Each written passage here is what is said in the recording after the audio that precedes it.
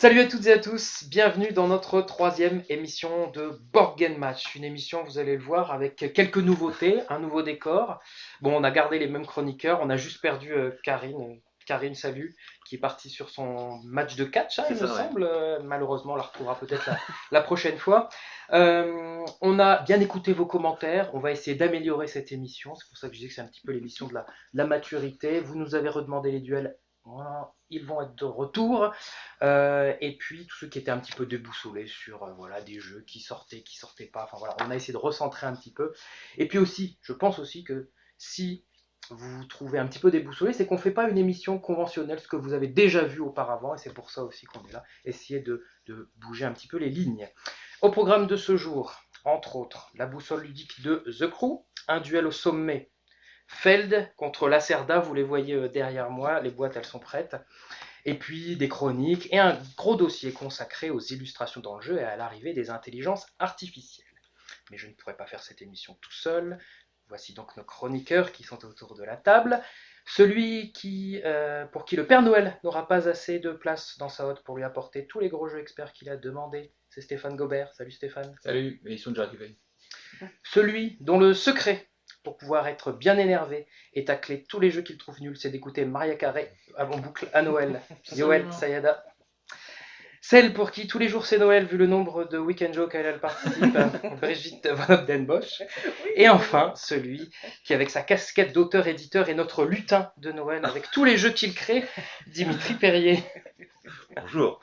Ça va bien? Il était pas prêt. Il n'était pas prêt à ça? Pas prêt. Ah ouais, mince. Tout va bien, tout le monde?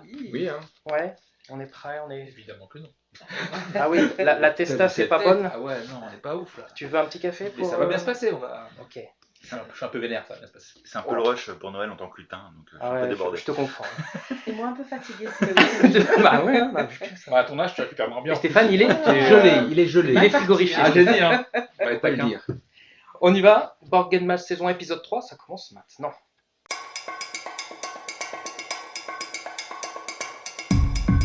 On commence tout de suite par notre traditionnel fil rouge de l'émission. Il s'agit de la boussole ludique. Je vous rappelle son principe. Nous allons placer un jeu au centre de la boussole et l'entourer de 4 autres jeux qui ont des points communs avec celui-ci. Comme ça, vous pourrez vous orienter et découvrir d'autres jeux aux sensibilités similaires. Avec à gauche de la boussole un jeu moins complexe qui reprend la mécanique de base.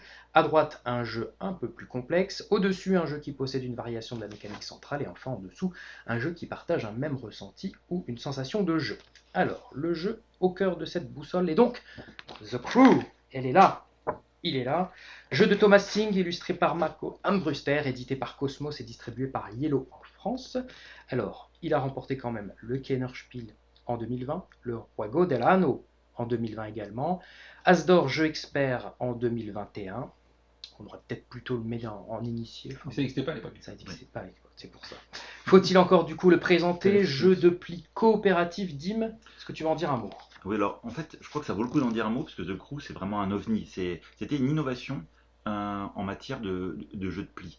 Un vrai plaisir et le fait de retrouver des sensations qui étaient des sensations plutôt individuelles, où là, une équipe va prendre la main et on retrouve la sensation de jeu coopératif dans un jeu de pli. Ce qui déstabilise certaines personnes et qui est une expérience qu'il faut faire quand on aime les jeux de pli. Sachant qu'aussi, il y a eu 2 versions du jeu qui sont sorties. Une première, c'était Mission dans l'espace. Ouais, c'est ça. Et là, c'est la deuxième, c'est Après, la sous l'eau. boîte qu'on a, c'est Ouais. Mission sous-marine. Ouais. Donc avec des petites différences en termes des missions à accomplir. Ou alors que sur la première version, c'était uniquement des cartes à récupérer pour chaque C'est ça, joueur. c'est Et ça. là, ça met une petite Et variation. puis en fait, on a monté un peu le niveau parce que les gens ont tellement apprécié le premier, ils ont fait toutes les missions, ils ont déroulé, ils ont envie d'aller plus loin dans l'expérience. Et ce deuxième opus est vraiment un approfondissement et un jeu un petit peu plus technique pour faire plaisir. Donc c'est bien de commencer par le 1 et de passer celui-là après, je pense. D'ailleurs, à noter que c'est le 1 qui a gagné tous les prix. Ouais. Et que le 2 est, à mon sens, encore meilleur. Est-ce qu'il peut encore gagner des Non, prix? il n'a pas Ah le non, droit il pourrait normalement. pas, hein. Donc c'est pour ça. Et donc, du coup, il est vraiment très très bien. Ok. Bon alors du coup, Dim, je te redonne la parole pour ton jeu, donc le moins complexe qu'on a placé à gauche de la boussole. Bah, à gauche, moi il y a un jeu sur lequel je retrouve un peu des sensations, c'est 50 missions. Euh, et 50 missions, c'est pareil, on va avoir cet aspect de se passer la main les uns après les autres, avec une complémentarité, et le fait de réussir à avoir à la fois une question de timing et d'observation des autres joueurs par rapport à la coopération toujours. Donc je pense que c'est un peu plus simple, moins technique dans le jeu Mhm. qu'un The Crew, mais déjà assez intéressant. Ok, Yoel. Et ben moi complexe, c'était mon petit jeu de pli préféré avant The Crew, c'est le Roi des Nains, qui marche vraiment très très bien. Son truc à lui, c'est qu'en fait les règles vont changer un petit peu à chaque partie, donc c'est assez chouette, ça marche bien, c'est facile à prendre en main. T'as pas mal de petits coups en trade, de machins un peu rigolos, donc c'est plus accessible, c'est plus familial, c'est plus peut-être plus amusant Mhm. parce que tu fais des coups un peu fourbasse et tout. Donc ça marche très bien. Et même si t'es pas bon au jeu de pli, c'est moins grave déjà parce que tu joues que pour toi. Alors que The Crew, tu fais chier toute la table. Voilà. Et tous ensemble, on réalise des Coopératif. missions. Ouais. Vraiment, le défi à réaliser ensemble. Donc, j'avais le même sentiment que Dimitri. Ok, Stéphane. Mais moi, je suis plutôt parti sur le côté jeu coopératif et pas collaboratif, qui me permet de parler un petit peu de ce Clover, où on va vraiment jouer avec des cartes, donc on retrouve les cartes, et on va pouvoir jouer ensemble pour un même objectif, avec une chose qui apparaît aussi dans Dick Crew, c'est le côté je me plains de l'autre de comment il a joué. Parce que j'ai raté ceci, c'est ta faute, t'as pas joué, t'as pas suivi, t'as pas vu. Et je retrouve un petit peu ça dans ce Clover, en disant mais pourquoi t'as été donné ça, quel est le rapport? Et se plaindre ainsi de comment l'autre joue, je le retrouve dans les deux jeux en fait. Ils sont sympas tes parties de ce Clover. Ah ouais, c'est comme ça. C'est dur, franchement, hein. franchement, sur The Crew, moi des fois je pense qu'il y a un traître à table. Hein. Alors que c'est un vrai coopératif, tu te demandes le mec s'il Ah bah, c'est sûr que C'est si terrible. tu ne sais pas jouer, Ah ouais, t'as ça- pas la philosophie du jeu de pli, ça rend fou, hein. tu peux pas y arriver, quoi. Ah ben, surtout C'est si, quoi si ces les trois bleus autres, si les autres joueurs savent jouer et qu'il y en a un qui qui n'est fait pas habitué, Ouais. tout le monde pense qu'il a les réflexes, il les a pas, et d'un seul coup c'est la cata en fait. Et- Et là c'est Et il fatal. joue mal et on s'en plaint. Rémi, si tu m'entends, c'est pour toi. Ok. Donc, on choisit. Bon, allez, 50 missions, j'allais dire 20 missions. Allez, 20 missions allez. parce qu'on réduit, parce que c'est beaucoup trop 50. On prend du coup 50 missions pour notre C'est une jeu. mission qui est plutôt un chouette jeu. Son principal défaut, c'est d'être sorti en même temps que The Crew presque. Ouais, Et il a c'est été vrai qu'il éclipsé été par l'espèce de peu- raz-de-marée The Crew, Ouais. quoi. C'était fou. On aura plaisir à y rejouer. Et on va tout de suite entamer notre premier duel.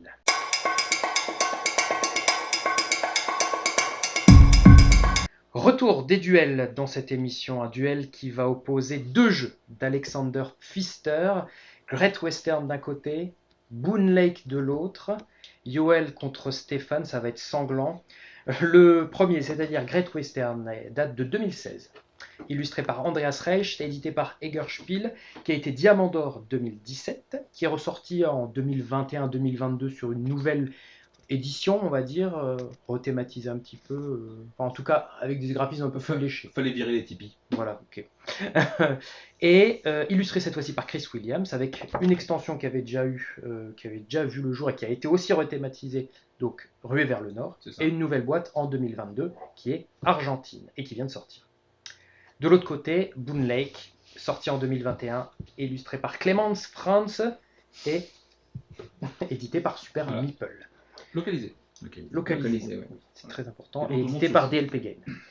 Yoel, on a compris que tu vas défendre Great Western Train, tu vas avoir 1 minute 30, est-ce que tu es prêt?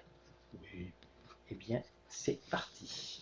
Donc, Great Western, déjà, c'est un jeu qui est excessivement rejouable. C'est-à-dire que ça, c'est une donnée à prendre en compte. J'en ai fait plus de 30, des parties comme ça, que ce soit bien en physique qu'en ligne. Boone Lake, je suis pas sûr que tu dépasses les 5. Sauf ton respect. Alors oui, le truc est rejouable parce qu'en fait, tout est variable au niveau du setup. Le jeu va changer, le jeu va être régulièrement, pas évolutif, mais tous les bâtiments vont changer, leur mise en place va changer. Ce qui fait qu'à chaque partie, il faut t'adapter vraiment au setup. Alors que dans Boone Lake, pour le coup, je trouve que vraiment, tu vas tout droit, tu avances de 4 cases, et donc voilà. Lors du tour, je pourrais être méchant et dire que dans Boone Lake, il est catastrophique, mais dans Great Western aussi. Du coup, l'honnêteté intellectuelle m'oblige de le rappeler. Ça, c'est un peu un défaut de Pfister généralement, c'est que lors du tour est toujours un petit souci dans ces jeux. Donc voilà, dans Great Western, il y a ce côté vraiment, c'est rejouable, c'est mine de rien assez accessible pour un jeu expert. Et de toute façon, vu où on est, il a eu le Diamant d'Or, est-ce que vraiment faut épiloguer? Tu vois ce que je veux dire? Enfin, Boone Lake était même pas dans le top 8. À un moment donné, l'humanité est de mon côté. Voilà, c'est tout. C'est voter Great Western. Enfin, pas celle-là, elle est moche. L'autre, la nouvelle est mieux. L'autre qui est là. Ouais, je peux la ça montrer. c'est Argentine. Il te reste Hop, encore un peu plus jolie. une vingtaine de Un secondes. peu plus jolie d'ailleurs, un peu plus de travail. Et à noter aussi, et c'est un bon point pour le jeu, que les prix restent complètement ok vu ce qu'il y a dedans et vu la période de crise qu'il y a actuellement. Et ça, quand même, c'est cool. C'est-à-dire qu'on est à 45 € le jeu. Donc en ce moment, c'est plutôt cool. Donc allez-y, mangez-en. En plus, c'est dispo sur BGG, enfin sur BGA. Ouais, c'est vraiment trop bien en fait. Ok. Voilà. Il reste quelques secondes, 5 Je les offre. secondes, c'est bon, tu les offres à Stéphane Seigneur. qui reprend par derrière. Je Attention, le prendrai. Stéphane, tu vas pouvoir répondre à Yoel dans quelques instants. Je pense que tu as préparé tes arguments. Oh boy, trop facile donc, qu'est-ce que tu veux faire? Ok, on y va, c'est parti, tu as 1:30 également. En bootleg, l'avantage, c'est que on a un jeu où tout le monde va jouer tout le temps. Dans la mesure où quand on va jouer, on va choisir une des actions dans une piste d'action ici, avec un niveau de déplacement, comme tu parlais, dans le jeu différent. Mais au moins, quand tu prends une action, c'est un petit peu comme du Puerto Rico, tout le monde va jouer la même action au même moment. Great Western, c'est le jeu où je vais mettre en place quelque chose, ok, je vais mettre quelque chose en place, mais je vais juste le faire tout le temps dans le jeu, tout le temps la même chose, parce qu'une fois que mon chemin d'action est défini, je fais 1, puis 2, puis 3, puis 4, et puis je recommence. Je fais le tour de la carte, et puis ça s'imite à ça. Donc il est intéressant un petit peu au début, et puis j'ai mis ma mécanique en place, et let's go, je ne fais rien d'autre. L'avantage de notre ami ici, de Boon Lake, c'est que c'est un jeu tel qu'ils devraient tous être, c'est-à-dire que ne pas avoir de temps mort. Rien de pire dans un jeu que ce downtime où tu attends juste que l'autre est fini pour revenir à ton tour. De toute façon, ton tour, tu l'as déjà préparé, tu sais bien ce que tu vas faire maintenant et tantôt et après.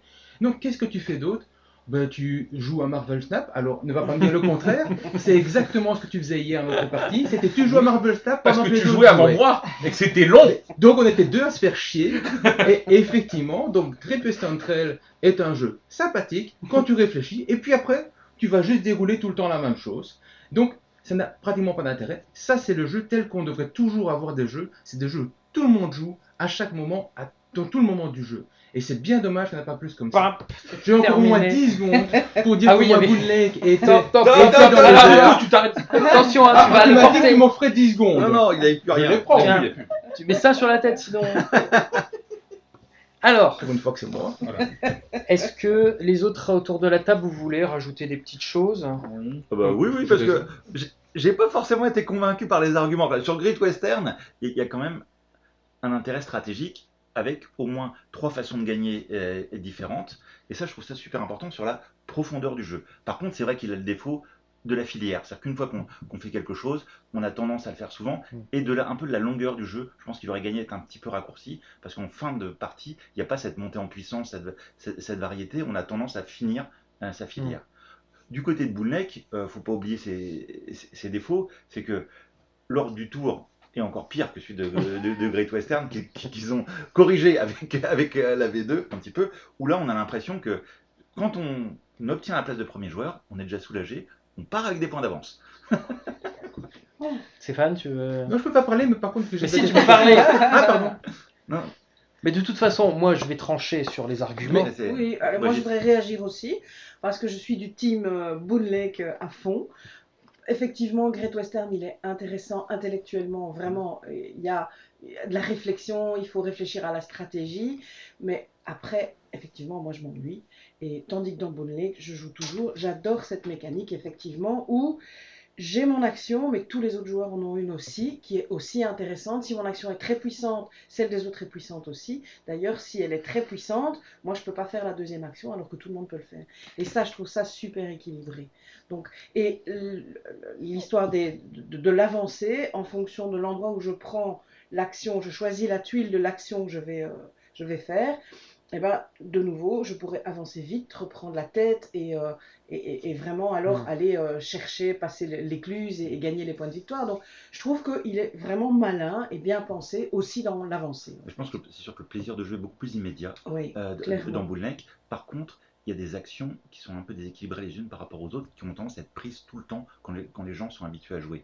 Et donc, au détriment d'autres actions sur les enchaînements, notamment les actions de pose de tuiles, et ça limite un peu la variété. Mais je te retourne ça pour Great Western. Hein. On va pas pouvoir les mettre d'accord. Je vais donc trancher par rapport aux deux argumentaires qui sont ici. Et malheureusement, Yoel, les arguments de Stéphane étaient toi, tu partais déjà sur un truc conquis. Tu expliqué même pas, tu disais, bah, de toute façon, Mais de le toute jeu est façon, fait. tu jouais à Marvel Snap. Enfin, je veux dire, Mais parce que l'histoire parce est que la On va BG pas jouait avant refaire. moi. Hop, on va pas refaire Ça allait beaucoup l'histoire. plus vite sinon. Donc vainqueur Stéphane sur ce duel et on va tout de suite C'était apaiser pareil un en petit football. peu. On va apaiser un petit peu l'ambiance. On va partir dans les étoiles pour notre première chronique.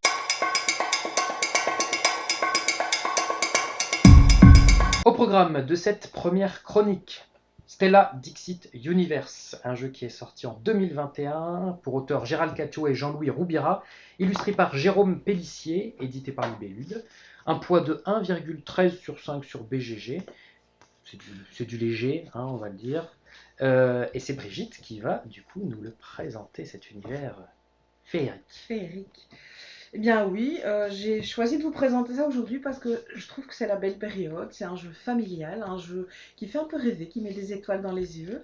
Donc on est dans l'univers Dixit. Donc en fait toutes les cartes qui sont dans le jeu, si vous connaissez Dixit, c'est les mêmes cartes, le même format, ce qui permet en fait de vraiment renouveler le jeu et d'utiliser les cartes de Dixit dans celui-ci et inversement. Alors le principe du jeu, déjà le matériel est super. Donc chaque participant, chaque joueur, on peut jouer jusqu'à 6, reçoit une petite plaquette et un marqueur de couleur, ainsi qu'un petit jeton à sa couleur. Alors, le principe du jeu, c'est qu'on a toute une série de cartes qui vont être étalées sur la table, suivant ce format-ci. Donc, il y a 15 cartes, 3 rangées de 5 cartes. Et un mot va être tiré. Donc, je prends par exemple le mot mirage. Et donc, ce mot est commun pour toute la table. Et chacun va devoir examiner les 15 cartes qui sont sur la table et cocher celles qui semblent correspondre à ce mot mirage. Donc, sur celles que j'ai sélectionnées, vous avez quelques cartes ici. Merci, mon assistant. Voilà, moi, par exemple, je cocherai cette carte-ci que je trouve avec ce mirage, puisqu'on a des petits nuages là autour. Et puis celle-là aussi, parce qu'on est dans le désert, ça me fait penser au mirage. Donc, chacun, secrètement, va cocher toutes les cartes qui lui semblent répondre à ce mot mirage. Et ensuite, on va tous miser avec notre jeton pour dire combien de croix on a fait, combien de cartes on a sélectionnées sur les 15 qui étaient sur la table. Celui qui aura été le plus ambitieux, qui aura reconnu plus de fois le mot dans les 15 cartes, va avoir un petit malus, c'est-à-dire qu'il va devoir passer de la face jour à la face nuit sur son pion. Et ça veut dire que chaque bonne réponse qu'il aura trouvée, eh bien, il aura un point de moins. Donc, il ne faut pas être trop ambitieux dans ce jeu. Il faut qu'on essaie de voir vraiment les cartes qui sont semblables chez tout le monde. Alors, comment est-ce qu'on va marquer des points? Eh bien, on va, chacun son tour, pointer une des cartes qu'on avait cochées sur notre carte et voir si d'autres personnes partagent la même vision du mirage que nous. Si une personne a la même vision, eh bien, on va marquer 3 points. Si par contre, plusieurs personnes ont cette vision-là, donc on est au moins 3, on n'aura que 2 points.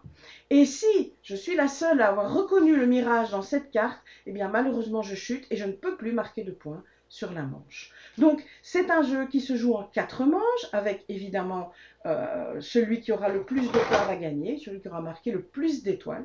Et vraiment on passe un bon moment en famille, avec de très belles illustrations. Donc ça marche vraiment bien. Toute la famille, les règles sont faciles, les images sont jolies, donc je le conseille vraiment. Ok, très bien, merci Brigitte. Dim, tu veux dire un petit mot sur le jeu? Oui, juste un petit mot pour dire qu'on est vraiment dans l'univers de Dixit. On a quelque chose peut-être d'un peu moins impliquant, un peu plus simple pour certains qui avaient du mal quelquefois avec Dixit, en ayant un petit scoring qui est malin, notamment avec cet aspect de prise de risque. C'est-à-dire que si je choisis beaucoup d'images, si jamais je ne matche pas mes images avec tous les autres, je vais avoir une pénalité. Donc c'est intelligent, efficace. Pour le coup, il y a des règles.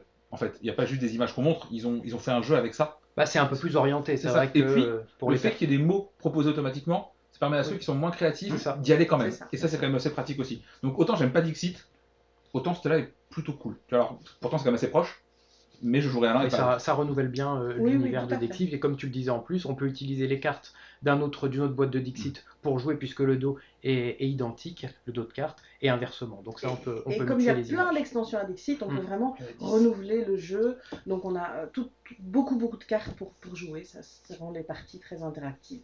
Ok, très bien. Merci Brigitte. Avec plaisir. Et on va continuer de remplir notre boussole.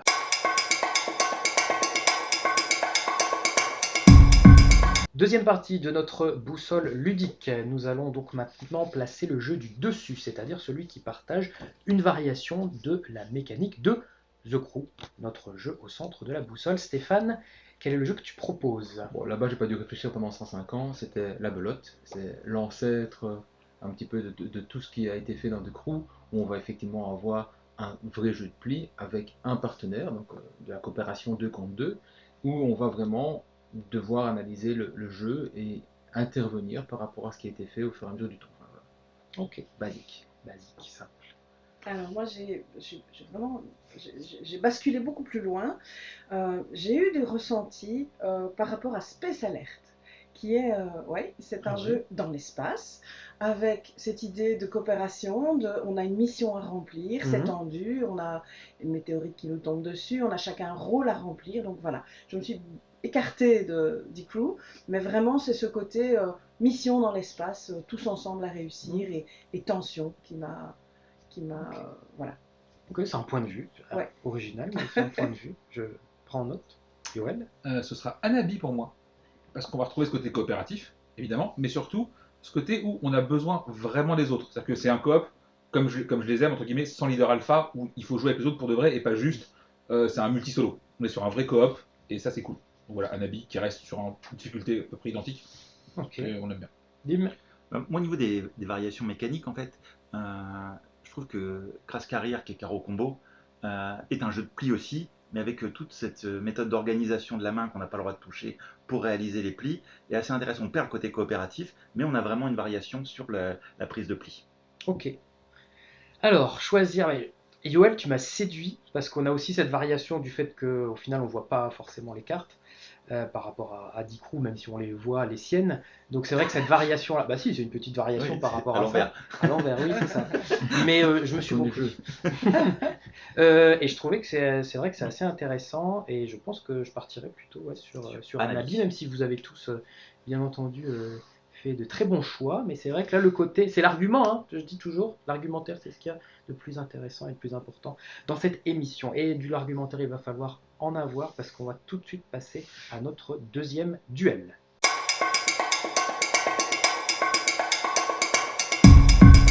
Nouvelle rubrique dans l'émission, c'est le super duel, où il va y avoir deux équipes qui vont s'affronter, qui vont avoir chacun 1 minute pour défendre le camp qu'ils représentent. Et là, on a quand même un beau duel d'auteurs. Il y aura la Team Feld d'un côté, qui sera représentée par Dim et Stéphane, et la Team Lacerda, avec Yoel et Brigitte. Deux auteurs qui sont bien entendu immensément reconnus, pour leur jeu expert notamment. Feld avec entre autres Château de Bourgogne, Aquasphère, Macao, toute la City Collection là, qui vient de sortir. Et puis Lacerda, qui j'ai l'impression, lui, plus il fait des jeux, plus c'est hyper costaud. Alors, Galériste, Lisboa, On Mars, Weather Machine, enfin au bout d'un moment, c'est vrai que c'est du gros costaud. Donc là, on a deux équipes qui sont prêtes à en découdre. On va commencer par tirage au sort, je le précise, qui a été fait hors antenne. Par pour, l'huissier. voilà, par l'huissier, maître en foiros, hein, qu'on connaît tous. Et c'est Brigitte, donc la team Vital Lacerda qui va commencer. 1 minute, est-ce que vous êtes prêts? Brigitte, tu vas pouvoir commencer. On y va. C'est parti, Brigitte. Ce que j'apprécie vraiment beaucoup chez cet auteur, c'est la profondeur de ses mécaniques. Il va vraiment au bout des choses, dans la mesure où chaque jeu est vraiment d'abord très thématique, même si le thème n'est pas forcément ce qui m'attire le plus chez lui, mais il a vraiment à cœur d'aller au bout des choses, d'exploiter les mécaniques. Chaque détail est compté, chaque détail est important, et donc effectivement ces jeux sont très lourds. Moi j'aime beaucoup les jeux où on doit bien réfléchir, où il faut préparer une combo, il faut voir ce qui s'articule au mieux. Donc ces jeux sont très profonds, très immersifs aussi. Et effectivement, de plus en plus lourd. Je sais que j'ai entendu beaucoup de critiques sur Lisboa parce qu'il était trop bleu. Et ben, on est dans Lisbonne, c'est du Portugal, c'est bleu. On Mars, moi je suis sur la Lune, je monte avec lui dans les étoiles. Donc vraiment, moi j'adore cet auteur. Ok, 1 minute, c'est parti. Stéphane, c'est à toi. Alors, déjà, dans les chiffres, Feld contre Lacerda, il n'y a pas photo. Je veux dire, on est 83 jeux, tout compris, contre 36 jeux pour Lacerda. Donc, je ne vous parle même pas des noms, parce que je pourrais en donner plein. Mais il y a du Trajan, il y a de l'Alhambra, il y a du Amerigo, il y a d'Aquasphère. Il suffit de regarder un petit peu derrière Dame, et vous voyez tout de suite la pile de l'un, la pile de l'autre. Donc, il y en a un qui a quand même une grosse production. Il faut dire qu'il y a une chose qui est valable pour Lacerda et qui fait peut-être 40% de la qualité de ses jeux. En fait, c'est l'auteur est une chose, mais vous avez Yann O'Toole qui s'occupe des images, qui apporte beaucoup au niveau du visuel, et vous avez la qualité d'un Eagle Gryphon au niveau des produits. Et ça apporte énormément de choses à Lacerda, et alors que Feld peut aller travailler avec les pires éditeurs qui soient, et qui vont faire de l'argent derrière, je parle de Marrakech qui a un prix honteux, et un matériel faible, mais il fait des jeux grands, parce qu'il n'a pas besoin de s'appuyer sur cette force image et matériel. Il y a des bons jeux, simplement. Top, c'est parti, Yoel. Ok, donc 83 jeux, c'est-à-dire qu'il y a combien de trucs qui sont pas bons et pas finis dans le lot, tu vois. C'est le problème, quand tu fais trop de jeux, fatalement, tu les bosses pas tous autant, tu vois. En plus, il a fait plein de jeux qui sont cool, certes. Il est aussi coupable, et je pèse mes mots, de Merlin, qui est une sombre merde, et c'est terrible, tu vois. Enfin, et en vrai, ça passe parce que c'est Feld, ils sont sur la boîte, donc c'est cool. La Lacerda, à ce côté-là, oui, Eagle Gryphon fait un taf qui est monstrueux. L'éditeur est incroyable. Après, est-ce que si Feld va jamais bosser avec eux, c'est parce qu'il peut pas? Aussi tout bêtement, tu vois. Est-ce que c'est pas la cam du truc ou pas? Ça se discute, tu vois. Il y a match. La Lacerda, pour le coup, clairement, il a pris son envol vraiment avec Eagle Gryphon et Yann O'Toole. C'est indéniable, c'est sûr. Mais il y a ce côté-là où ce qui fait c'est carré en termes de thème. Feld, c'est un carnage. Va expliquer Bonfire avec le thème des gobelins dans l'espace qui font autodafé. Faut être un peu sérieux, tu vois. Non, c'est. À un moment donné, si on prend le produit complet, pour moi, il n'y a pas photo. Voilà, le produit jeu Lacerda est plus travaillé qu'un jeu Feld, donc là-dessus. Après, j'aime bien Marrakech. Dim. Alors, Lacerda, oui, il y a des bons jeux, mais je trouve qu'on arrive dans une niche qui est tellement extrême qu'on a du mal à sortir certains jeux avec un public varié. Feld, j'ai beaucoup plus de facilité à sortir mes jeux régulièrement. En plus de ça, je trouve que Feld a un talent pour faire des jeux sur différentes cibles. C'est-à-dire qu'il y a des jeux familiaux plus ou experts qui sont très bons. Lacerda, dès qu'il sort des jeux expert plus, je trouve que les jeux sont beaucoup moins bons. Par contre, dès qu'on reste dans l'expert plus, il y a un vrai talent. Donc je suis team Feld parce que ce que j'aime, c'est aussi sortir un jeu régulièrement, le faire découvrir à un maximum de personnes. Et quand on parle d'un Château de Bourgogne, d'un Bonfire, d'un Macao, d'un Aquasphere, d'un Marrakech, on a quand même une liste de jeux que je peux sortir super régulièrement avec des gens qui aiment ce type de jeu, et un vrai plaisir immédiat. Alors que Lacerda, il faut passer un cap de règles, mais des fois qu'il y a un vrai défi où je perds toute une partie de ma population. Voilà. Ok, parfait. Vous avez hyper bien respecté les timings, tous chacun. C'était très intéressant. On peut parler, là. J'ai envie de réagir. Ah bah oui, il y en a qui ont envie de réagir. Je vous laisserai peut-être réagir après que j'ai tranché pour pas me polluer dans mes réflexions. C'est vrai qu'il y a eu pas mal d'arguments qui étaient assez intéressants du côté de la Team Fell en disant que c'est quand même plusieurs jeux de différents niveaux et qui sont peut-être plus accessibles pour des Lacerda où quand même généralement il faut une bonne heure et demie de règles à expliquer, si ce n'est avoir les bonnes règles. Je suis même pas sûr que tout le monde joue avec les bonnes règles de ces jeux-là tellement elles sont énormes. Avec toutes les règles. Avec toutes les règles aussi. C'est vrai que... Et puis en plus, j'ai eu aussi un petit coup de cœur, mais ça c'est juste personnel sur Marrakech. Mais je ne l'ai pas acheté, donc moi le prix ne rentre pas en compte dans ma perception. Donc je vais quand même, parce que ça reste quand même un monstre, partir sur Feld, sur ce duel, ce super duel-là. Maintenant, si vous avez encore des petites choses à dire rapidement, ou la team Lacerda, est-ce que Feld final, parce que je sais que vous aimez aussi Feld. Hein. L'argument du jeu. Non, vraiment pas, hein. Moi, des jeux où quoi que tu fasses, tu marques des points, ça me gonfle. Feld, tu vas pisser, tu marques 3 points. Enfin, à un moment donné, faut arrêter aussi ça, tu vois. Genre, non, c'est non. Voilà. Et moi, je voulais juste réagir J'aime Marrakech. au jeu de niche d'experts, mais justement, un bon jeu d'experts. Réunir des gens qui aiment la mécanique, qui aiment se plonger 3-4 heures sur un jeu et rentrer dedans, bah sorry, moi c'est Feld que je sors. Et les autres, oui, pour faire découvrir le jeu, pour le rendre accessible, pas de problème. Mais un bon Lacerda entre initiés, ça c'est... Tu veux dire, tu sors des Feld alors, c'est pour ton argument. Non, elle les sort de l'équation. Je les sors de C'est ça qu'elle veut dire. l'équation. Ah, Parce complètement, que, d'accord. voilà, Voilà. oui, il y a du bon jeu et j'adore Marrakech, mais le Mais jeu d'expert, c'est Lacerda. Au niveau de Fed, même si on marque des points de façon variée, il y a des jeux où il y a des stratégies mais qui sont complètement différentes. Donc oui, la faiblesse sur certains jeux, c'est plutôt le thème. Par rapport à un Lacerda qui a vraiment imbriqué, je dirais, des choses dans le thème, mais qui est tellement expert, qui a une courbe d'apprentissage qui est des fois trop importante, qui fait qu'on ne peut plus les sortir tellement il y a différence de niveau entre un joueur qui a fait 5 parties et un joueur qui n'a pas joué. Et puis des Feld, tu peux en trouver des Feld pour jouer avec n'importe qui. Oui, Tandis que de Lacerda, tu vas jouer qu'avec des J'allais dire, tu experts. peux en trouver n'importe où, surtout. Oui. Mais ce serait De pas toute façon, on va pas refaire le débat. Voilà. Ce Non, sont non, des c'est auteurs ça. qui sont, Oui, bien c'est entendu, certain. hein, ils sont quand même très bons. C'était juste pour les mettre en concurrence à l'occasion de ce duel. Donc, effectivement, Feld, Lacerda, vous trouverez toujours des joueurs puisqu'il y a quand même une unanimité pour y jouer.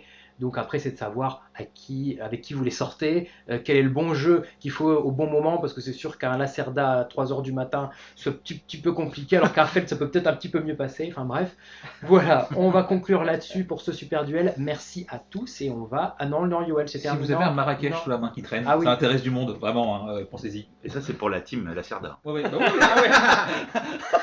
Cholet, tu dis que j'aime bien le jeu, tu vois. Ok, très bien, merci à tous et on va tout de suite passer à la prochaine chronique.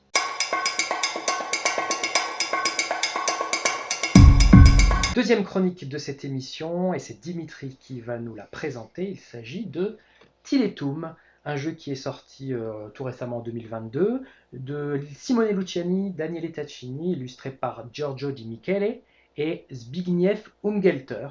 On lui fait un petit bout. Italien. Il est italien. Ah oui, génial. Édité par Board & Dice et avec un poids sur BG de 3,25 sur 5. Dim, est-ce que tu vas pouvoir nous le chroniquer ? Ben oui, je vais vous présenter en fait Tiletum avec plaisir. En fait, déjà, Tiletum, c'est une ville belge. Parce qu'en fait, quand on fait jouer à des Belges, ils sont pas au courant que ça existe quelquefois. Et l'idée de Tiletum, on est vraiment dans un jeu de gestion à l'allemande, dans laquelle on va multiplier les combos. C'est-à-dire qu'on va être sur un déplacement sur une carte d'Europe avec soit un architecte, soit une petite calèche qui vont nous permettre de construire des maisons.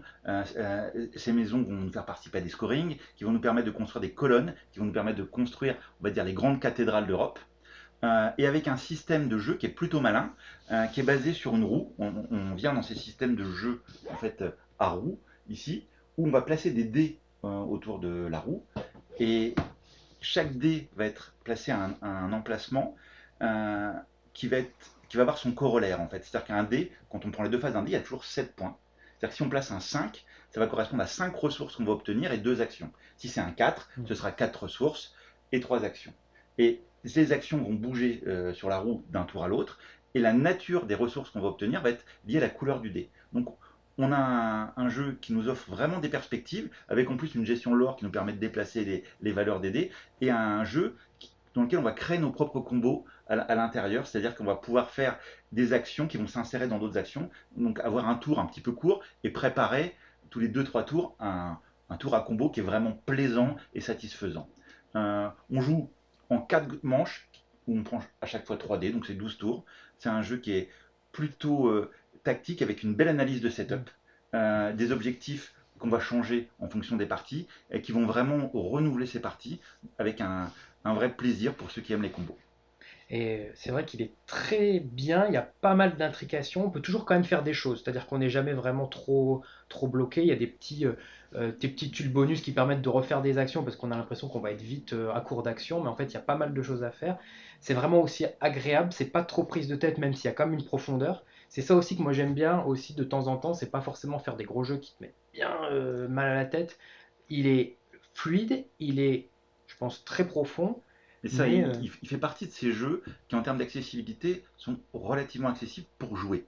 Après, pour bien jouer, c'est autre chose, parce qu'on a un niveau d'analyse du setup dès le début de la partie et de combo au cours du jeu avec des actions limitées qui est très fin. Donc je pense que c'est une belle alliance entre les deux, entre la simplicité de l'action et la stratégie. Stéphane ? On va vraiment se retrouver dans Tiletum avec des scores très très différents entre le premier et le dernier joueur, entre celui qui a fait la bonne analyse du setup, parfois qui est joué en premier, et qui va pouvoir vraiment écraser les autres dans ses résultats, parce que certaines combinaisons, certains enchaînements sont parfois très très forts, et comme les tuiles sur le plateau ne sont jamais renouvelées, il y a parfois des moments où c'est le premier arrivé, le premier servi, et on ne peut pas compenser ça sur le long terme. Maintenant, on est bien d'accord qu'il y a plusieurs voies d'accès, et tout ce qui va avec, et que le jeu est vraiment très agréable. Pour cette part-là de l'avantage premier joueur, certes il y a un avantage premier joueur, mais moi je fais toujours commencer avec l'expérience en prenant la place la moins avantageuse, donc la dernière, et ça m'a pas empêché de gagner quasiment toutes mes parties. Donc il y a un aspect technique qui passe au-dessus de l'avantage du premier joueur, même s'il est réel. La question sera quand on aura plusieurs joueurs qui auront le même niveau, est-ce que la position de premier joueur ne va pas être prédominante ? Ok, très bien. Merci à tous pour ces avis sur Tiletum et on va tout de suite continuer notre boussole ludique.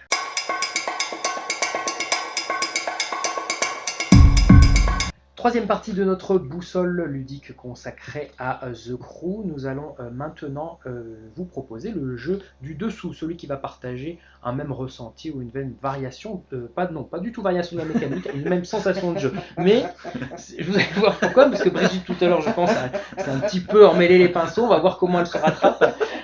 Et on va commencer. Il dénonce. Non, je dénonce. Ah oui, je suis désolé. Hein, j'essaye de me rattraper. C'est moi qui fais l'erreur et je te balance tout. Sur toi. Mais Sympathique. voilà, c'est un petit peu l'ambiance qui est autour de cette table que vous pouvez découvrir Exactement. ici. Parce que hors champ, je peux vous dire que ça y va aussi. Qui veut commencer? Dimitri, tu prends la main sur ton... Oui, alors, moi, sur les sentiments, en fait, The Crew, j'ai été déstabilisé par rapport au jeu de pli, donc c'était quelque chose de nouveau. Donc j'ai voulu associer un jeu qui était quelque chose de nouveau, c'est Cat in a Box, où on a un jeu de pli, mais toutes les cartes sont noires. Donc ça change complètement, je trouve, le paradigme du jeu de pli, avec un système où dès qu'on joue une carte, on va lui choisir sa couleur, et aucun joueur ne pourra la rejouer. Donc il va y avoir un système de blocage que je trouve qui est super intéressant, avec un ovni, pareil, et c'est pour ça que j'ai voulu le rapprocher de The Crew. Ok. En termes de feeling, moi c'est la belote. Hein. Genre à l'ancienne, enfin pardon, la coinche, la belote c'est pas ouf. La coinche. Vraiment, j'ai passé trop de temps à la fac à jouer à la belote. Et quand j'ai joué à The Crew, c'est vraiment ça, c'est ce feeling là qui m'a plu, de se dire, bah, je me retrouve sur les bancs de la fac, à claquer le carton avec les copains. Et voilà, donc ouais, la belote de ouf. Pour le coup, je partage totalement son avis, sauf que la belote, c'est évidemment la belote, pas la coinche. Rien à Qu'est-ce que tu voir. racontes? Bah allez, arrête. Quoi. C'est bon. Qu'est-ce qu'elle dit la dame? C'est bon. Donc belote. Et quand j'ai ramené ce jeu à la maison, mes enfants, ils adorent la belote, ils sont à la fac, donc ils jouent aussi beaucoup à la belote. Et c'est vraiment chouette parce qu'on peut y jouer à 3. Donc on a fait toutes les missions, tous les 3, par ce côté pareil à la belote, les plis, comment dire, les réflexes sont exactement les mêmes. Donc pour moi, c'est la belote, il n'y a pas photo. Je vois que vous avez passé des études très intéressantes. J'ai travaillé un petit peu, non, c'est pas vrai. Mais pour moi, c'est plutôt escape, qui est un jeu où on a des dés plutôt qu'avoir autre chose. Mais au niveau des sensations, on joue ensemble pour un même objectif. Cet objectif-là, il est à réaliser tous ensemble. Et si quelqu'un fait un petit peu son fin de jeu de son côté, il va se retrouver tout seul. Et tout seul, on perd. Et à The Crew, c'est pareil. On va devoir jouer ensemble, réagir l'un par rapport à l'autre, et pas juste chacun dans son coin. Ok. Alors je suis un peu partagé parce que je me dis belote, est-ce que c'est vraiment un jeu qu'on va conseiller aux gens de rejouer? Évidemment que oui. C'est sûr que Mec, je rêve de jouer à la belote, moi, mais C'est sûr qu'on est des études en fait. The Crew, c'est vrai, c'est c'est sur la base de la belote, donc c'est pour ça que je me dis est-ce que c'est bien de la mettre autour de la boussole? Et c'est vrai que Cat in the Box, alors après c'est plutôt est-ce que c'est vraiment la même sensation de jeu ou pour moi, si on parle du feeling, il y a juste. bah genre, oui, mais c'est rien à ça, zéro mais photo. est-ce On que a compris la consigne, Ouais. pardon. Enfin, pour une fois, Brigitte aussi. Oui, enfin, c'était pas facile, toujours hein. évident. Ouais, c'est ça. Non, mais la consigne, c'était jeu de société. Après, tous les jeux de cartes, est-ce que c'est vraiment des Ouais. jeux de société? Je suis pas sûr que vous ayez compris la consigne. Ah ouais, mais C'est c'est pour ça. C'est un jeu de cartes, on est d'accord. Ouais, Dans Il y a ces cas-là, que on des peut tout jouer avec un jeu de 52 cartes et c'est 10 000 jeux. Donc, clair. on va vite la faire une bataille. boussole. Mais le ressenti, il n'y a pas photo.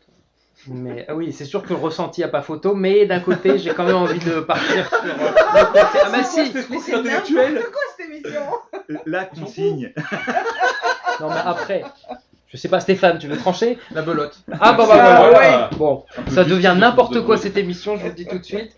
Donc on vous propose de jouer à la belote à la place du coup, c'est génial. Mais c'est trop bien la coin, je l'ai Après trouvé. remets-le sinon après il est peut-être plus dur Cat in the Box Ah, mais peut-être. moi, il est Mais c'est après, ça en fait, c'est moi, il est peut-être qu'il est après, après. Ah il est Cat in the après. Box, ouais, c'est pour ça. Donc, Bon, on vous spoil un peu la suite. On verra ce qui sera proposé. Du coup, bon, allez, on va rester quand même logique, même si c'est un peu facile. Jouez donc à la belote si vous ne voulez pas jouer à The Crew. On va tout de suite rentrer dans un moment de la partie de l'émission que j'aime beaucoup. Ça va être notre gros dossier. On va débattre autour des illustrateurs et des illustrations. C'est tout de suite.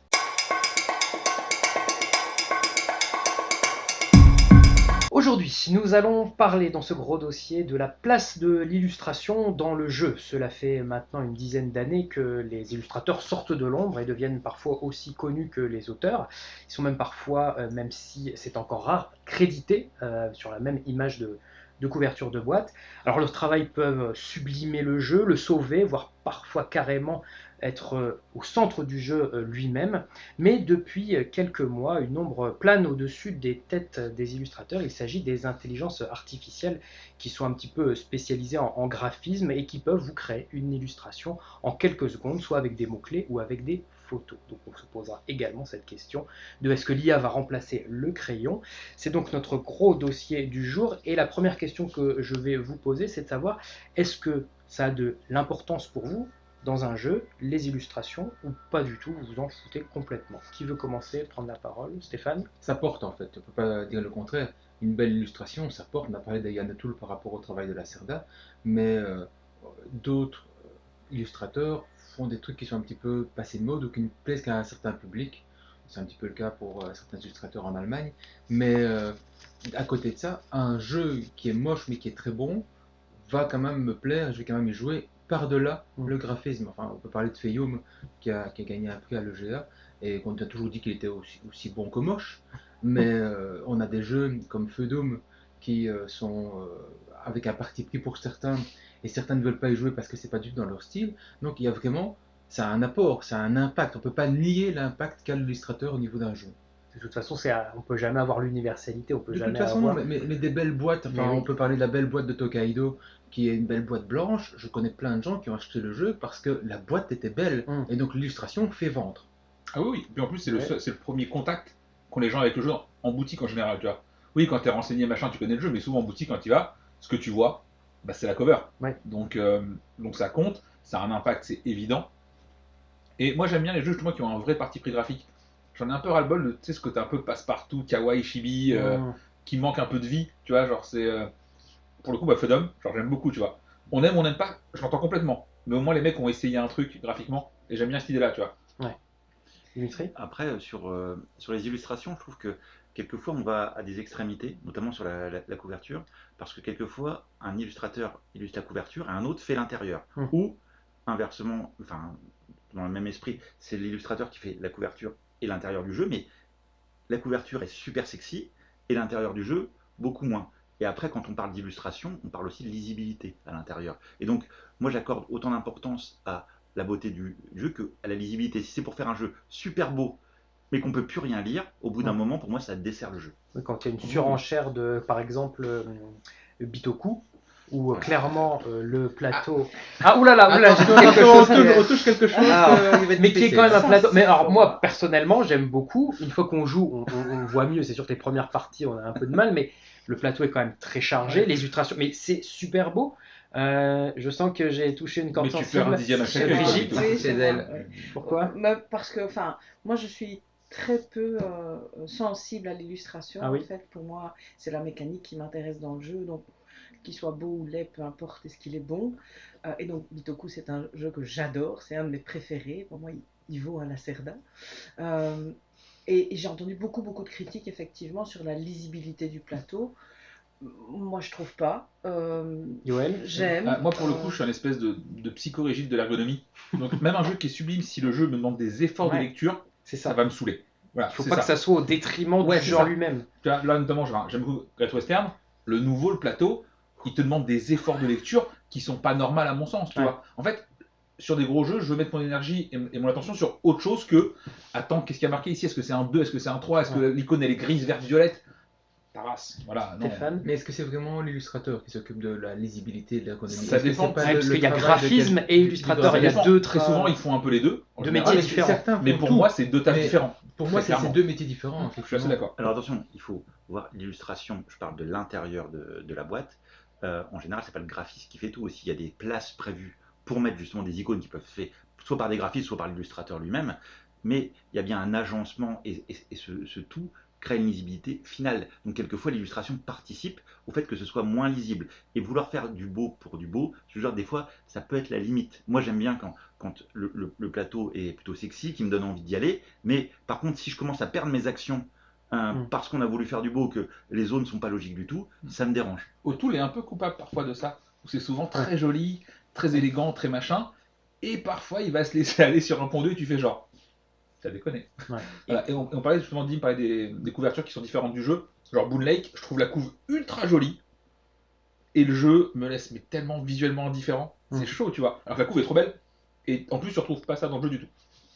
Stéphane? T'étais pas d'accord? Non, je suis d'accord, des problèmes, je trouve que tout s'améliore petit à petit, Oui. mais même Weather Machine, il y a des trucs, des choix, des roues colorées Oui, qui qui ne devraient servent à pas, qui rien. devraient pas être. Non, même pas. C'est pas qu'elles servent à rien. C'est qu'elles sont, Elles doivent pas être elles là. sont nuisibles. Elles sont desservent, nuisibles Voilà. au jeu. C'est pire parce qu'à la limite, elle est là pour être là et elle sert à rien. Mais donc, ce Soit. sont des fautes de goût, mais est-ce qu'il n'y a pas quelqu'un qui doit le dire derrière? Mais c'est pas la qualité du graphisme. Par contre, Ah non, c'est. effectivement, on parle des IA et pour aller On plus en loin reviendra à ce après, niveau-là, c'est que aujourd'hui, monsieur, madame, tout le monde qui faisait lui-même son petit proto dans son coin, qui récupérait des petites images et qui n'est pas capable de dessiner, il va avoir une grande possibilité avec des IA qui permettent aujourd'hui lancer des graphismes superbes, quoi. Ouais, ça, on y reviendra plutôt en fin de gros dossier.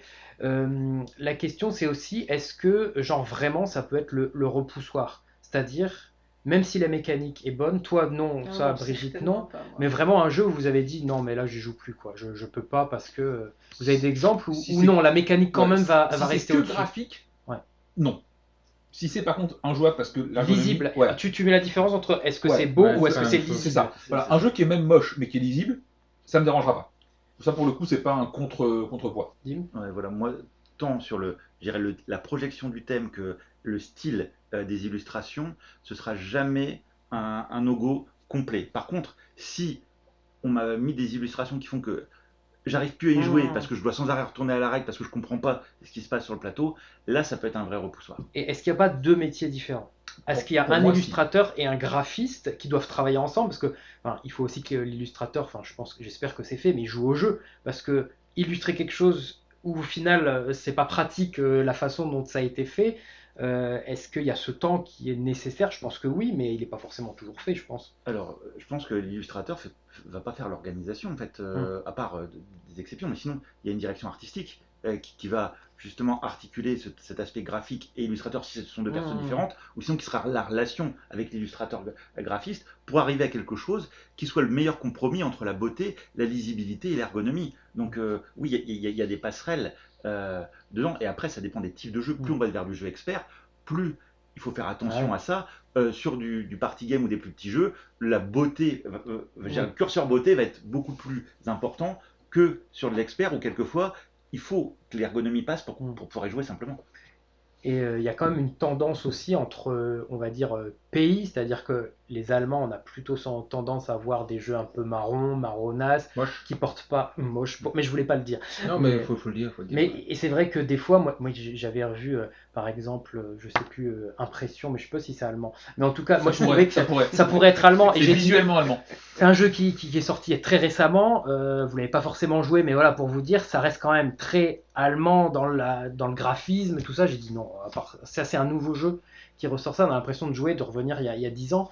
Et peut-être aussi, est-ce que c'est pas nous, en tant que Français, qui est peut-être une marque de fabrique de Ou dire belge. qu'on fait, ou belge, oui, aux francophones, mais je veux dire, est-ce qu'on fait pas des beaux jeux plutôt que avec, enfin, en tout cas la part de l'illustration est plus importante dans nos contrées que peut-être On a outre-Atlantique. quand même des mecs vraiment doués. Hein. Genre tu prends un Nayad, Hmm. j'aime pas forcément les jeux qu'il a illustrés mécaniquement, mais ça tabasse. Visuellement, c'est toujours ultra carré. Voilà, donc on a des gens qui sont vraiment doués. En Allemagne, tu penses à un illustrateur, à qui tu penses? Tu penses à le mec qui fait Ricola, j'ai plus son nom. Menzel. Non, pas Menzel, non, c'est pas lui. En Clemens- illustrateur, je ne Clemens sais pas. France, ouais. Voilà, tu penses à lui, et visuellement, faut qu'il prenne sa retraite. Enfin, non, mais c'est vrai. Non, c'est non. Il faut savoir un peu faire des visages, quoi. Non, mais tu vois, quand t'es illustrateur, ton travail c'est dessiner. À un moment donné, quand tu sais pas faire, tu fais pas. Voilà. Après, c'est vrai que les perceptions en termes d'illustration sont très subjectives et je pense que le curseur en Allemagne est beaucoup plus placé sur des jeux de gestion parce qu'ils aiment beaucoup plus les jeux de gestion que les party games, les jeux plus légers. Et donc, le côté des illustrations, eux, ils vont donner d'autant plus d'importance, alors c'est pas une généralité, mais d'autant plus d'importance à la mécanique, à l'ergo, que nous. Nous, on est quand même aussi dans une philosophie où on aime bien les jeux familiaux, les party games, choses comme ça. Et là, on a envie que ce soit beau pour pouvoir le sortir et que ça plaise à tout le monde. En fait. Joël On parlait tout à l'heure des jeux effectivement qui sont un peu repoussoirs. Moi, je sais que genre du The Miko aux illustrations, donc celui qui a illustré tout ce qui est Pierre les Mers du Nord, les Vicomtes du Royaume machin, moi c'est un repoussoir. Pour le coup, lui, c'est peut-être parce qu'on l'a trop vu ou pour que j'aille sur un de ces jeux, c'est qu'il faut que vraiment le jeu me hype mécaniquement vraiment beaucoup. Sinon, vraiment de base, c'est non. Hein. Stéphane? Oui, moi, tu cherchais le nom, moi c'est plutôt Harald Lisk, Ouais, qui, le combat. qui c'est pas difficile. Tu prends Smoky Valley, qui est sorti d'abord chez Spielworks et qui va ressortir chez Silex. Ils ont refait le visuel. Bah, c'est pas le même jeu, enfin, tu le vois en version Spielworks. Tu parlais de Marona, c'est effectivement le jaune. Et puis Marona, Dim parlait de jeux pas lisibles. Celui-là, on est sur un. mais ce qui est un très bon jeu dans ce qui a été fait, même si Silex va retoucher certains points de règle, et c'est tout de suite une V2 qui va revenir, mais rien que visuellement, tu mets les deux côte à côte, il y en a un que t'achètes et l'autre que t'achètes pas, quoi. Ouais. Maintenant, Harald Lisk, il a fait des super jeux et les Allemands en sont fans, et c'est pour ça qu'il travaille encore beaucoup pour l'instant, juste il a oublié qu'on a changé de millénaire entre les deux, quoi, et donc il fait toujours des jeux de 1970 aujourd'hui, quoi. Et puis pour faire découvrir des jeux visuellement agréables, Ouais. c'est quand même plus facile aussi pour faire venir les gens Mais- au jeu de plateau. Ouais, c'est clair. Et il y a aussi, enfin moi j'avais pris l'exemple, je l'avais noté par exemple Golem, où on a une couleur qui est, je sais plus, le rouge ou le Qui est vert, verte, qui est ouais, verte ouais. et rouge en Qui même temps, correspond pas. et qui correspond pas. Enfin, je sais pas, des fois tu te dis, mais Qui ça a se fait voit ça Qui a quoi, au fait moment ça où tu valides le bon à tirer, ou je sais pas comment on appelle ça, mais c'est vrai qu'il y a quand même des erreurs qui peuvent être largement En fait, corrigées. on a l'impression que des fois, ça représente des évidences parce que les gens disent oui, alors cette couleur elle n'est pas présente, donc on peut mettre du jaune d'un côté, du noir de l'autre. C'était Trismegistus qui avait ça aussi, où il y avait un passage qui était assez improbable entre la couleur jaune qui était liée à la noire.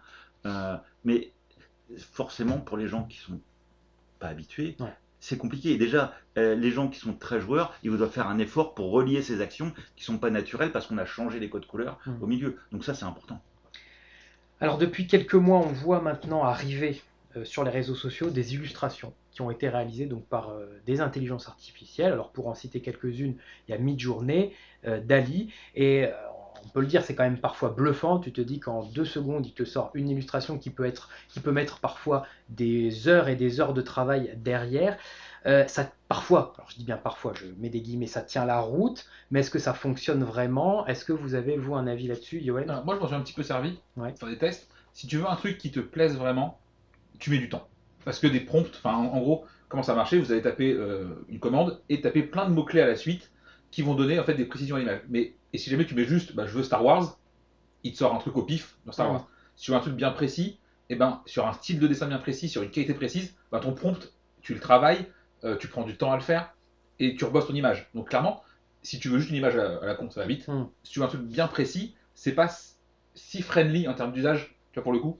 Et ce qui fait qu'au final, c'est presque je pense, peut-être un futur nouveau métier, d'utiliser vraiment Midjourney de manière ultra pointue avec tous les prompts qui vont bien, tous les mots-clés qui marquent comme il faut. Et Mais c'est tu assez peux donner chouette. par exemple des ordres de style graphique? Oui, absolument. Ouais. Comique, des styles, réaliste, comiques, des trucs ainsi. même des années graphiques, même un style d'illustrateur connu, pour qu'ils reviennent dessus. Enfin, c'est vraiment très très fou en termes de Et il trucs. se base du coup sur tout ce qu'il peut trouver sur Non, Internet. justement. Non, ils ont une base de données qui leur est propre. Et du coup, je pense que tu as plein d'illustrateurs qui vont bosser pour eux, pour remplir cette donnée, tu vois, et créer du contenu. Alors là, je pense que ça va dépendre aussi des IA. Parce que j'ai l'impression que Midjourney est pas mal sur des datas propres pour commencer, mais du DALL-E ou autre va scanner aussi ce qu'il y a à l'extérieur. Et c'est la complémentarité des IA qui va créer aussi des choses qui peuvent être assez impressionnantes. C'est-à-dire que je peux commencer une image dans Midjourney, l'importer dans DALL-E et faire les corrections de finalisation dans DALL-E. Parce que jusqu'à présent, là ça s'est amélioré dernièrement, mais Midjourney avait du mal sur les visages ou des choses comme ça, alors que DALL-E était déjà plus avancé sur ces niveaux-là. Donc c'est la complémentarité qui arrive à des illustrations. Mais après, en termes de perception, pour moi, ces illustrations-là sont beaucoup plus une passerelle entre, par exemple, un éditeur et un illustrateur qu'une finalisation aujourd'hui, je parle.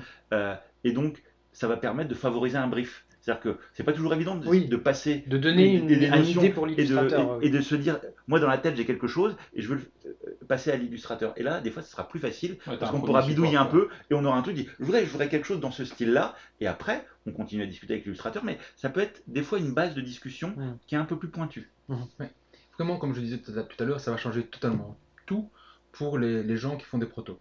Parce que les gens qui font des protos, c'est des gens qui ont des idées, c'est pas nécessairement des dessinateurs, certains font les deux, mais pouvoir dire, mais tiens, là je vais mettre un personnage qui fait ceci, là je vais mettre... Parce que quand tu vas vendre ton proto, si tu as des belles images, il n'y a rien à faire, tu as déjà plus envie d'y jouer et ça te donne un petit peu un petit avance là, à ce niveau-là. Et là c'est assez facile à faire, mais c'est vrai qu'il va y avoir un nouveau métier qui va être derrière, je te rejoins totalement Yo par rapport à ça, parce que c'est du boulot d'arriver à faire quelque chose de fin. Et donc avoir un jeu totalement avec une IA, pour l'instant c'est pas facile.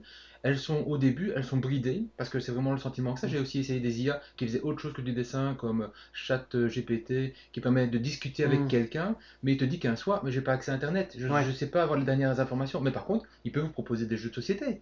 Donc c'est assez amusant tout ce qui se fait aujourd'hui, mais elles sont encore fort bridées dans le monde pour ne pas avoir un accès complet. Parce qu'on a peur, cette fameuse peur que l'IA nous supplante et quelque part qu'on Parce nous a qu'après, donné dans les films. Ils font pas d'iconos, ils font que des dessins. Oui. C'est-à-dire qu'après, dans un jeu, alors peut-être un Dixit qui pourrait être fait qu'avec des Mais tu peux images faire un d'IA, logo. tu peux faire un logo quand Ouais, même. ouais, ouais, tu Ça peux te faire fait un pas. logo.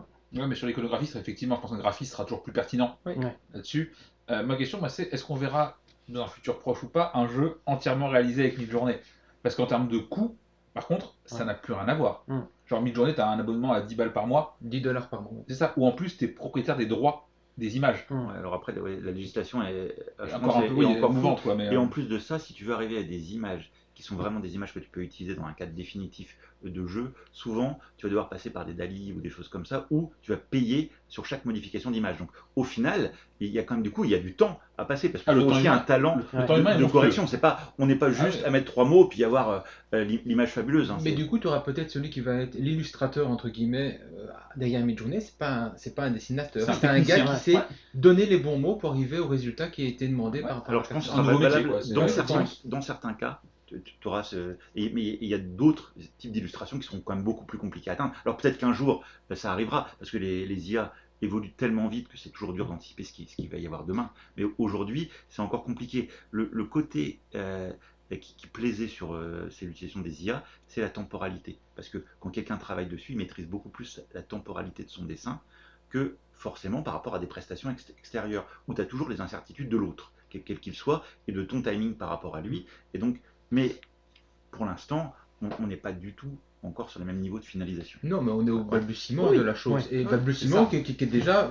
Ah ouais, On c'est fait déjà beau. déjà quelques Oui. mots. Hein, je veux dire, on n'est Il pas balbutie permanent. solidement, ouais, c'est ça. c'est- Oui, tout à fait. Et du coup, pour finir et pour terminer, est-ce que ça vous inquiète ou pas, ce genre de nouvelles choses qui arrivent? Est-ce que vous pensez qu'un jour, comme tu disais, il y aura peut-être un jeu qui sera écrit par GPT, plus illustré par... Est-ce qu'on aura un jeu complètement créé par une intelligence artificielle? Moi, je suis pas illustrateur, donc ça me dérange pas trop, mais. Ouais, mais c'est ça. le Mais problème, c'est que c'est c'est illustrateur. Est-ce que au moins tu te poses la question? Je pense que oui. Tu vois. Ouais. En fait, je pense que si tu as un illustrateur qui est dans la moyenne, tu vas te poser des questions. Je pense que les mecs qui sont vraiment très bons, pas s'en foutent, mais à raison, je considère au-dessus de ça. Mais pour la masse, est-ce que ça marche ou pas? Je sais pas.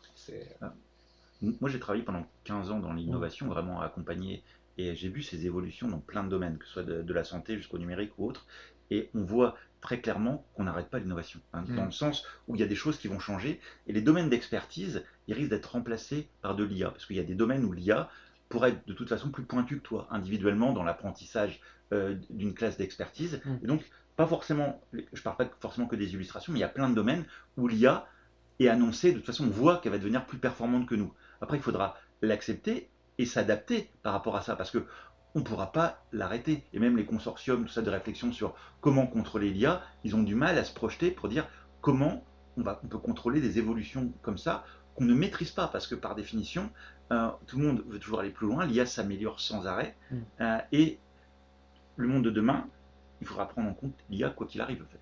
Ok, très bien. Bah, merci beaucoup pour ces réflexions et ces discussions bien intéressantes. Et on va tout de suite passer à notre dernière chronique.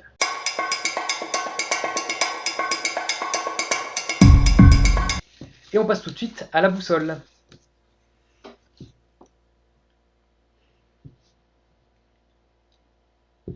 Quatrième et dernière partie de notre boussole ludique consacrée à The Crew. Nous allons maintenant remplir notre dernière flèche. Il s'agit du jeu plus complexe. Et on va commencer tout de suite par Yoel. Alors, comme promis, j'aurais bien dit Cat in the Box aussi, mais vu que c'est déjà été nommé et que vous allez checker un petit peu ce qui se passe, je vais dire Tatsu. Tatsu, c'est un jeu de pli qui vient de ressortir actuellement, et sa particularité technique, c'est qu'en fait, vous allez jouer à votre tour une carte de votre couleur, donc ça joue par équipe. Vous la jouez vous, ou alors vous pouvez demander à n'importe qui de jouer pour vous. Et donc ça devient vraiment très technique, il faut savoir un petit peu ce qui peut arriver, comment ça peut arriver, ce qu'ont les adversaires. Voilà, on retrouve ce côté jeu de pli évidemment, en équipe, mais peut-être plus dur techniquement pour bien y jouer. Ok. Donc, voilà. Brigitte. Alors moi j'ai aussi pris un jeu de cartes, c'est The Mind. Alors ce jeu n'est pas forcément plus complexe dans ses règles, mais personnellement je trouve un jeu vraiment difficile à jouer. Il faut aller lire dans l'esprit des autres. L'idée étant que chacun à son tour on va ajouter une carte sur le tas et de voilà, d'anticiper ce que les autres vont faire avec une mission qui est globale pour tout le monde. Ok. Stéphane.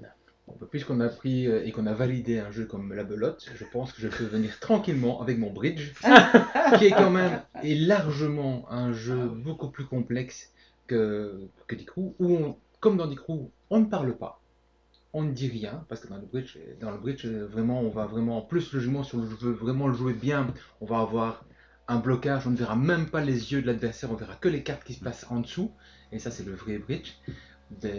Des années d'apprentissage pour vraiment savoir bien y jouer. Mais là, on est dans le high du high, bah, la belote est passée, donc on peut se mettre d'accord sur le bridge. D'accord. Tu sais que je ne vais pas forcément le choisir une deuxième Non, fois. ça mais fait c'est bizarre, obligatoire. Mais qui sont nominés, moi, Mais oui, je oui, trouve ça pourquoi cool, pas. tu vois. ça. Et Dim. Non mais alors je suis tout à fait d'accord, cette sensation vis-à-vis du bridge, je pense qu'on est vraiment dans quelque chose avec une sphère d'apprentissage avant de passer au jeu. Moi, dans un niveau en dessous, mais que je trouvais un peu plus ludique, mais qui est dans le jeu traditionnel, c'est le tarot. Avec cette sensation, notamment le tarot à 4, vraiment, d'être à 3 contre une personne et de faire des effets de jeu, on va dire, pas d'annonce, mais de feinte pour réussir à faire tomber la quatrième personne. Ça, je retrouve des sensations dessus, sur quelque chose qui est assez technique aussi, voire un peu plus complexe à jouer avec les atouts et toute la gestion, notamment du chien et autres. Est-ce qu'on peut rappeler ce qu'il a dit ce monsieur quand on a dit la belote tout à l'heure Oui. ou pas? Parce que voilà. hein, Alors je veux bien mettre un jeu traditionnel autour de la boussole, mais alors Mais deux je jeux pense que traditionnels. c'était pas le bon, c'est pour ça. Ah, c'est ça. C'est-à-dire, et puis le tarot, il y a un autre deck. C'est vrai. On non, joue c'est pas vrai. avec Pour le un coup, jeu de 52 cartes. Donc s'il y avait un jeu à prendre, Bon, alors, du coup, la belote non plus, c'est 40. Rien à voir. Vraiment, aucun rapport. 32, c'est 32, c'est 32, C'est monsieur. 40, c'est quoi 40? 40, ça n'existe C'est un autre pas. jeu. En fait, c'est Bon, Ah, si, c'est le autre C'est chose. de la Corée. Bon alors, Non, même pas. c'est du le jeu coup, duel. je vais quand même du coup choisir plutôt Yoel. Ouais, du coup, c'est ma boussole, quoi. Voilà, c'est ta boussole. Quoi, c'est à toi à chaque fois, j'ai même pas regardé. Mince. Non, il y avait 50 missions. Ouais, ouais. c'est vrai. Donc je vais tous les rappeler. Donc le jeu le moins complexe, 50 missions. Le jeu avec une variation de la mécanique centrale, Anabi, avec une même ressenti, sensation de jeu, la belote. Et puis donc le jeu plus complexe, Tatsu. Voilà, qui vient de sortir, c'est très cool. Voilà, très bien. Merci à tous. Et on va se détendre en cette fin d'émission avec notre quiz.